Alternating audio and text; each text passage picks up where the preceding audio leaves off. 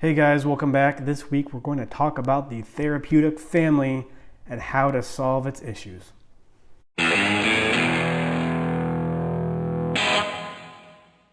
Therapy.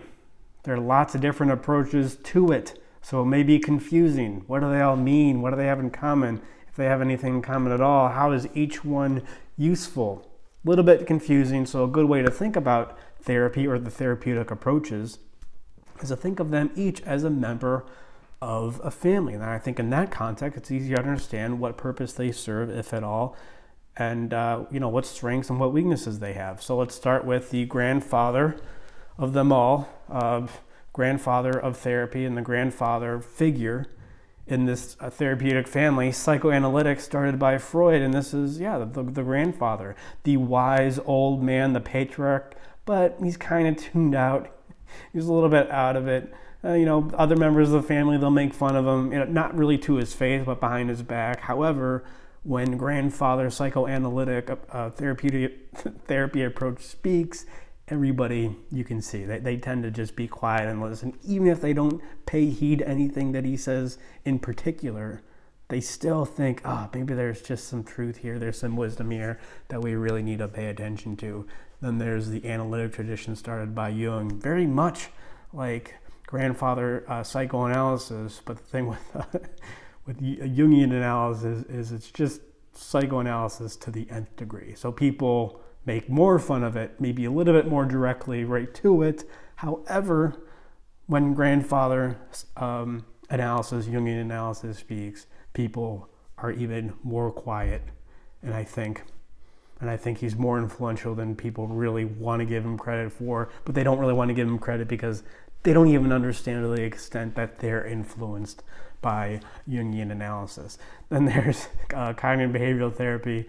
This would be the authoritative father, the father who tells you to just have a good attitude and a good work ethic, and if you do poorly on the test, he just tells you to keep your nose to the grindstone, which can be helpful if you didn't really have any psychological issues in the first place. But maybe if there are deeper issues there than just, I need to work harder, then it's probably not going to be that helpful. And, of old father CBT, it's kind of annoying because you kind of see him sitting there on the couch drinking a beer, watching football. He's like, you're going around telling everybody to have a good attitude. Maybe that's indicative of not such a great attitude. Then there's DBT, dialectical behavior therapy. Excuse me. This is a compliment to CBT. The nice mom, perhaps maybe a little bit of a codependent mom. She doesn't really understand the issue better. So father CBT comes in and tells you to have a good attitude, and he's maybe not being so nice about it. But mother DBT will come in and she still thinks that having a good attitude is good, but she's going to be nicer about it. So you're going to feel better when you're with mother DBT, although in the long run, because she doesn't understand the issue for what it really is, she's lacking maybe what psychoanalytic grandfather and analytic grandfather really understand, although she can't really grasp it. Although she kind of understands that she can't grasp it. That's why when either of those talk, she's kind of quiet. Just really not that helpful in the long term. Then there's family therapy. This is the entrepreneur. This is maybe, I don't know, your brother-in-law, your brother, your sister. It doesn't really matter. But they're the entrepreneur, and they always have a great idea, but their ideas never run that deep. It's not that fundamental. Their ideas usually involve tactics. Family therapy, she or he, either way, got really into Bitcoin, and still into Bitcoin, and instead of figuring out, what's a really good idea, it's just like tactics and strategies and how to set up a business as opposed to, what's a really good way to help people. Then there's solution-focused therapy, which is very much like family therapy, and you can maybe even get them confused a little, but solution-focused therapy is the bureaucrat who never should have really been working on that problem in the first place. They just didn't have the intellectual, even emotional wherewithal to deal with the problem. You just shouldn't have been working on it, as opposed to family therapy, which there were at least some good intentions there. You just are looking in the wrong place.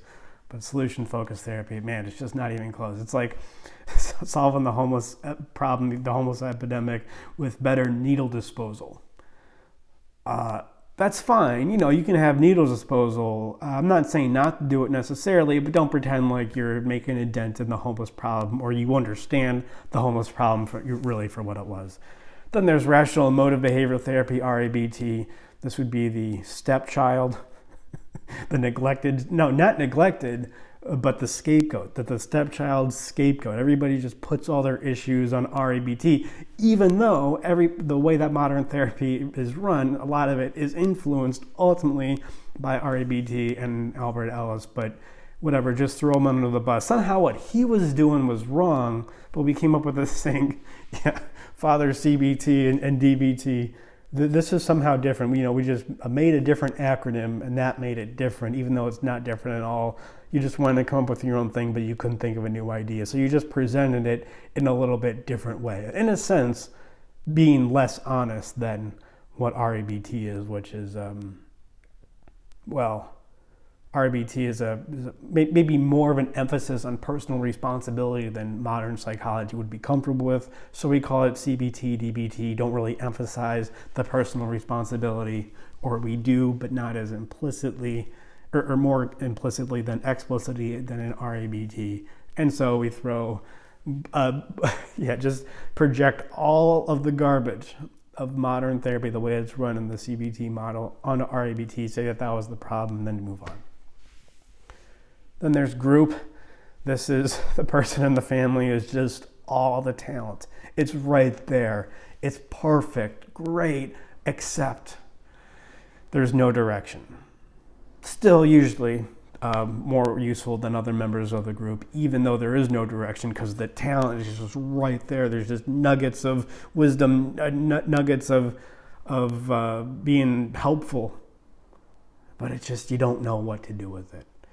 I think what we have here in this therapeutic family is ultimately a dysfunctional family, right? This is a family where everybody is talking past each other, nobody's really listening, not a lot of cross-communication going on. So I think maybe what we need is to bring the family together. Oh man, that sounds just as lame now as when I first thought of it. We need to bring the family together, come up with a new approach to therapy, but not really by joining. So we think that, maybe let's join these different approaches to therapy and create an even better approach. That's actually not the right way to think about it. I think the way to think about it is to look at the psyche, do the real work, look at the root of the issue for what look at the root for what it is, the problem with the psyche, and then a way of doing therapy develops from that naturally it unfolds from when we look at how the psyche works.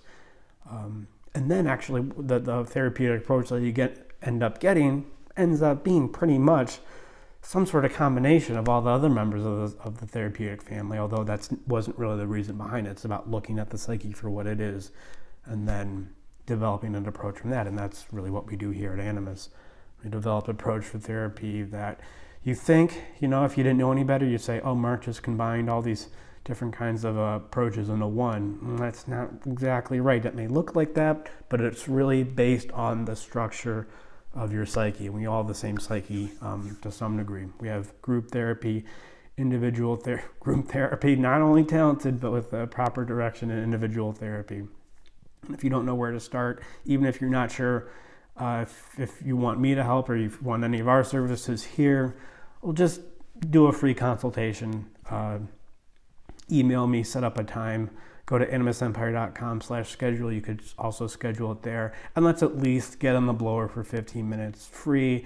If I can't help you, I'm just happy to point you in the right direction. And at the very least, it's just helpful to just reach out, connect, ask for help. That's why I'm here. And also I want to say thank you guys. I checked the YouTube page today and there's 400 subscribers.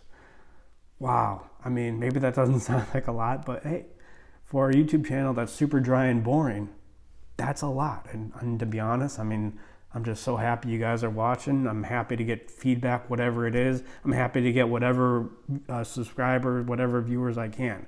I'm just grateful for it all. So thank you for that. And I'll leave it there. Like, subscribe. Let's get even more than 400. Let's see where this goes. And always remember that when it comes to solving the problem of the therapeutic family, you have to first look at the individuals.